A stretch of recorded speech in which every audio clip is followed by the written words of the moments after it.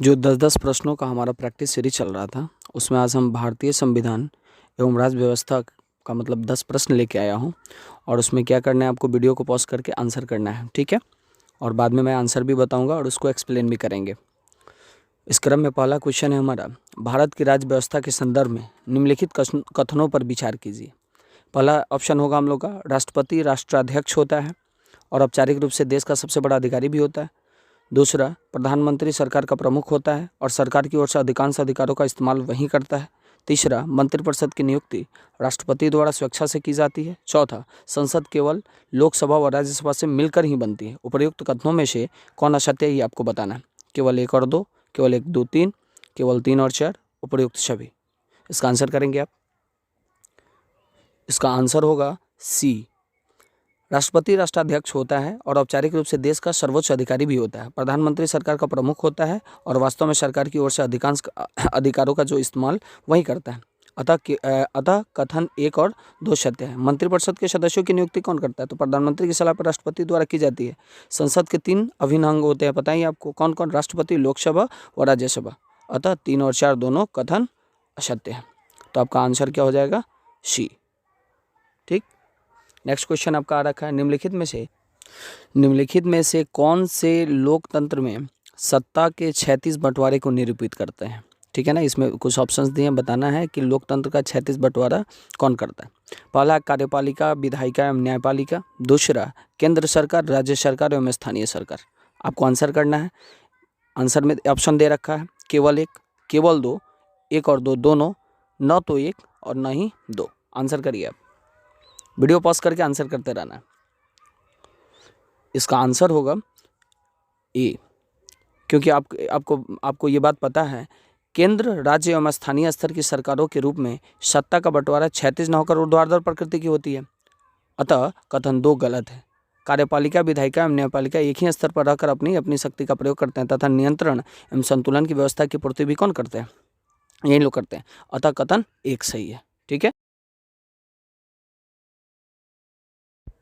तीसरा क्वेश्चन है, उदारवाद के संबंध में निम्नलिखित कथनों पर विचार करें। पहला ऑप्शन, उदारवादी व्यक्तिगत स्वतंत्रता को समानता जैसे अन्य मूल्यों से अधिक वरीयता देते हैं। दूसरा, उदारवादी कल्याणकारी राज्य की भूमिका को स्वीकार करते हैं। तीसरा, उदारवाद के अनुसार सामाजिक और आर्थिक असमानताओं को कम करने वाले उपायों की जरूरत है। उपर्युक्त कथनों में से कौन से सत्य हैं, ये बताना है आपको। केवल 1, केवल 2 और 3, केवल 1 और 3, डी में 1, 2, 3 दोनों बताना है। आंसर करिए आप। इसका आंसर होगा डी, क्योंकि आधुनिक उदारवाद की विशेषता यह है कि इसके केंद्र बिंदु में व्यक्ति ही होता है। उदारवाद के लिए परिवार, समाज या समुदाय जैसी इकाइयों को अपने आप से कोई महत्व नहीं है। उनके लिए इन इकाइयों का महत्व तभी है जब व्यक्ति इन्हें महत्व दे। उदाहरण के लिए उदारवादी कहेंगे कि किसी से विवाह करने का निर्णय व्यक्ति को लेना चाहिए, परिवार, जाति या समुदाय को नहीं। उदारवादी व्यक्तिगत स्वतंत्रता को समानता जैसे अन्य मूल्यों से अधिक वरीयता देते हैं। ऐतिहासिक रूप से उदारवाद ने मुक्त बाजार और राज्य की भूमिका का पक्ष भी लिया है। हालांकि अब वे कल्याणकारी राज्य की भूमिका को स्वीकार भी करते हैं और मानते भी। अतः आपका क्या होगा, ऑप्शन डी सही होगा।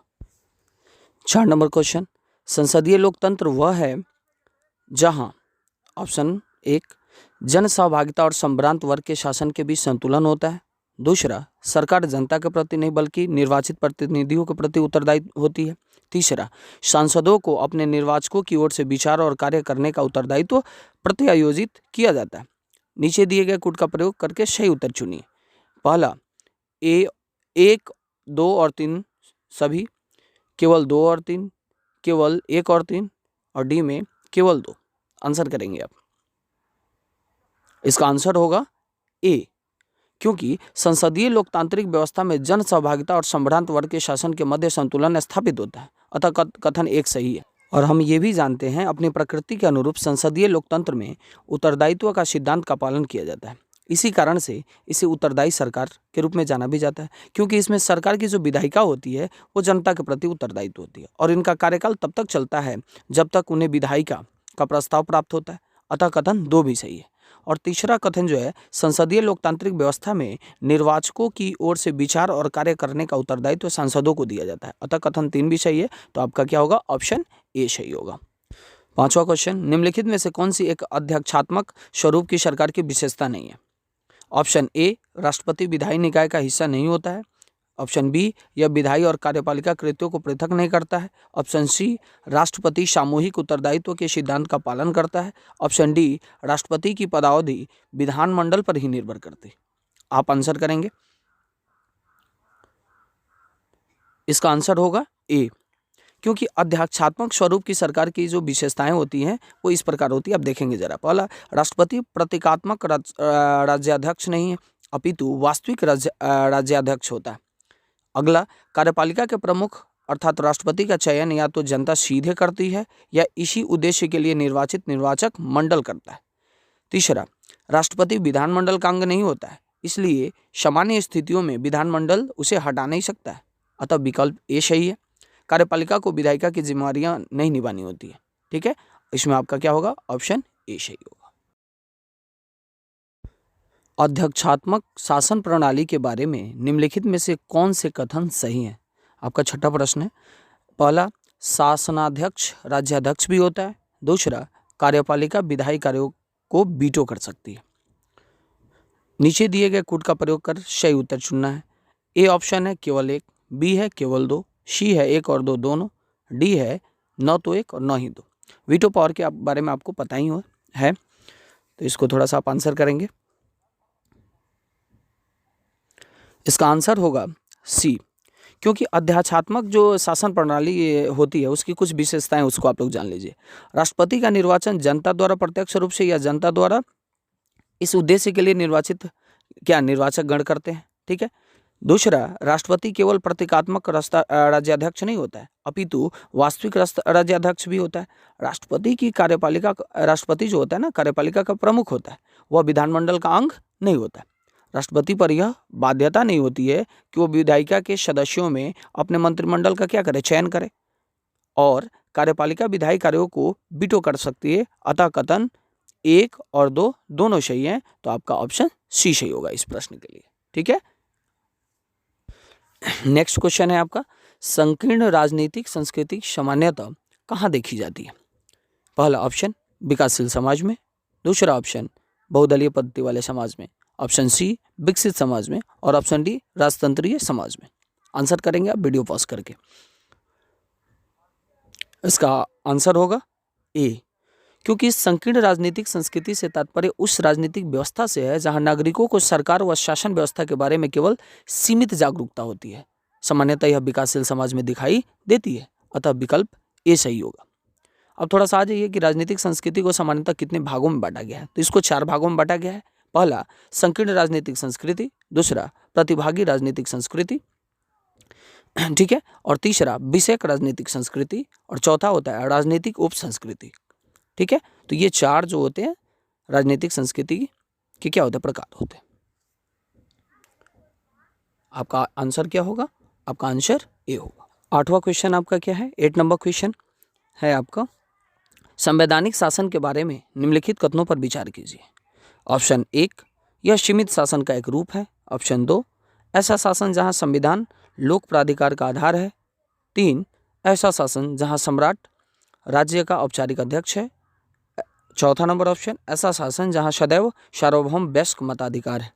उपयुक्त कथनों में से कौन से सही हैं आपको बताना है। ऑप्शन ए 1 और 2, ऑप्शन बी 2 और 4, ऑप्शन सी 1, 2 और 4, ऑप्शन डी 1 और 3। आप आंसर करिए, आंसर करिए। वीडियो को पॉज करके आंसर करते रहना। इसका ऑप्शन जो क्या है, ए सही होगा, क्योंकि संवैधानिक शासन समिति शासन का एक रूप होता है जहां शासन संविधान के प्रावधानों के अनुरूप चलाया जाता है। अर्थात संविधान ने क्या होती है, लोक प्राधिकार का आधार होता है। अतः कथन 1 व 2 दोनों सही है। संवैधानिक शासन में सम्राट राज्य का औपचारिक अध्यक्ष नहीं होता है, बल्कि केवल कुछ संवैधानिक शासन वाले देशों में वह अनौपचारिक प्रधान के रूप में होता है, जैसे ब्रिटेन। अतः कथन सी 3 नंबर कथन सही नहीं है। सदैव सार्वभौम वयस्क मताधिकार का प्रावधान उदार लोकतंत्र की एक विशेषता है, न कि संवैधानिक शासन की। अतः कथन 4 भी सही नहीं है।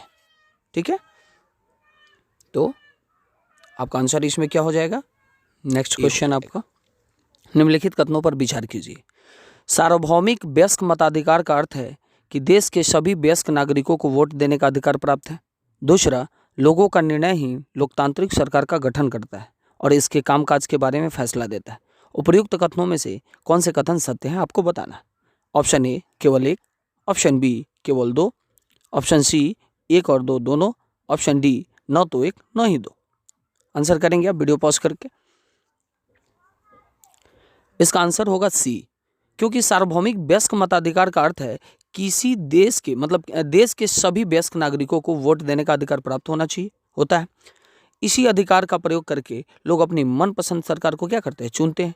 लोगों का निर्णय ही लोकतांत्रिक सरकार का गठन करता है और उसके कामकाज के बारे में फैसला भी देता है। अतः दोनों कथन क्या है, सत्य है। तो आपका आंसर क्या होगा, सी ऑप्शन इसमें सही होगा। ठीक है ना, एक और दो दोनों। ठीक है, नेक्स्ट क्वेश्चन। निम्नलिखित में से कौन से संघीय व्यवस्था की महत्वपूर्ण विशेषता है। ऑप्शन एक जो है, दो या दो से अधिक स्तरों वाली सरकार। दूसरा, कानून बनाने, कर वसूलने और प्रशासन का अलग अलग अधिकार क्षेत्र। तीसरा, संविधान द्वारा सरकार के हर स्तर के अस्तित्व और प्राधिकार की गारंटी और सुरक्षा। चौथा ऑप्शन है, राज्य की सरकार केंद्रीय सरकार के प्रति जवाबदेह। कूट आपको दिया जा रहा है। ऑप्शन ए में है केवल एक और चार, ऑप्शन बी दो तीन और चार, ऑप्शन सी केवल एक दो और तीन, और ऑप्शन डी एक दो तीन और चार। आंसर करेंगे आप, इसका आंसर क्या होगा।